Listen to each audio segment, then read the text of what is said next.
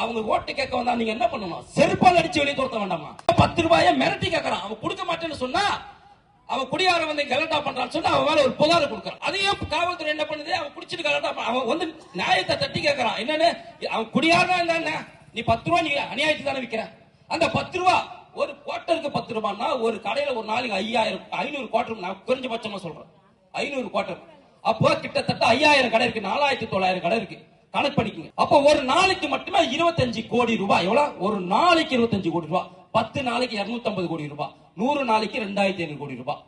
அப்போ ஒரு வருஷத்துக்கு கிட்டத்தட்ட 8500 கோடி ரூபாவை கணக்குல வராம நல்லா ஞாபகம் வச்சுங்க. இந்த 10 ரூபாய் உங்களுக்கு சின்ன விஷயமா தெரியும், நீங்க குடிக்கிற 10 ரூபாய் சின்ன விஷயமா தெரியும். ஆனா இந்த 10 ரூபாய் ஒரு வருஷத்துக்கு 8500 கோடி ரூபாய் கலைஞருடைய, திமுகவுடைய, ஸ்டாலினுடைய குடும்பத்துக்கு போகுது. எவன் அப்பா வீட்டு காசு போகுது? இப்படி பிச்சை எடுத்து நம்ம கிட்டே பிச்சை எடுத்து காசை வாங்கிட்டு நமக்கே ஓட்டுக்கு காசு கொடுக்குறான்னு சொன்னா, அவங்க ஓட்டு கேட்க வந்தா நீங்க என்ன பண்ணணும்? செருப்பால் அடிச்சு வெளியே துரத்த வேண்டாமா?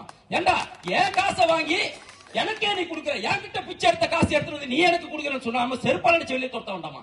திமுக எவனாச்சும் ஓட்டு கேட்க வந்தா கேள்வி கேளுங்க. நீங்க எதுக்குடா 10 ரூபாய் எடுக்கிறீங்கன்னு கேள்வி கேளுங்க. கேள்வியை கேட்டு அப்புறம் ஓட்டுக்கு பதில் சொல்லிட்டு ஓட்டு கேள்றான்னு சொல்லுங்க.